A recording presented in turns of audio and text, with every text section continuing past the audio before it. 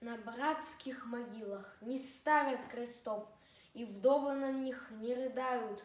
К ним кто-то приносит букеты цветов, и вечный огонь зажигают.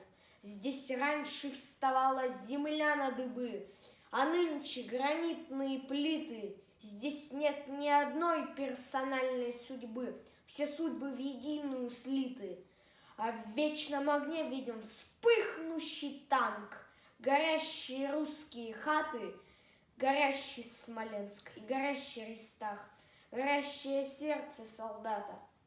У братских могил нет заплаканных вдов, сюда ходят люди покрепче, на братских могилах не ставят крестов. Но разве от этого легче?